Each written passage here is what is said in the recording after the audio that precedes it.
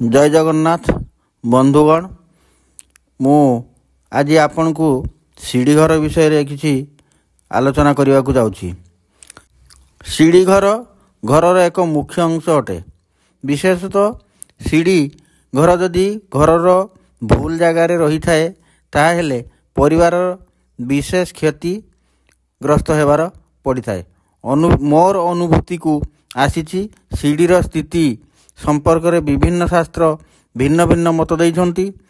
केतेक वास्तु विशेषज्ञ माने कहिछन्ति ईशान्य कोण छाड़ी अन्य दिगरे सीढ़ी घर होई पारिबो, किंतु आउ केतेकंक जन वास्तुविद कहिछन्ति ईशान्य अग्निकोण छाड़ी अन्य दिगरे बा पूर्व उत्तर दिगरे मध्य सीढ़ी घर करिबा ठीक नुहे।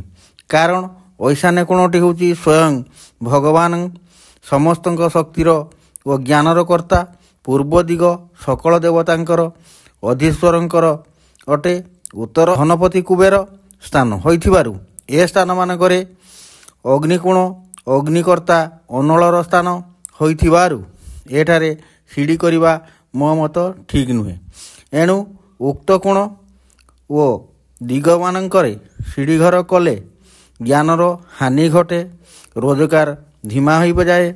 अग्निकोण रे सीढ़ी घर कले स्वास्थ्य हानि, मस्तिष्क विचंचल भाव देखा दिए, पिला मानकर धी शक्ति अभाव घटाई थाए, कर्ता देह पीड़ा शिरा प्रशिरार रोग मध्य देखा देई थाए।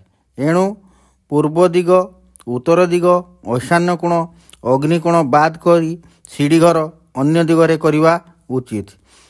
जो सदा सर्वदा पश्चिम और दक्षिण पट जेतिकी उच्च हेबो सेते शुभ फल मिलिबो। सीढ़ीर शेष और आरंभ पूर्व किंबा उत्तर को मुख रहिबा उचित।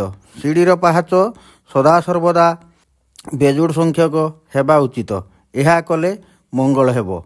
जय जगन्नाथ बंधुगण, मु एतिकी कही विदाय नेउछि।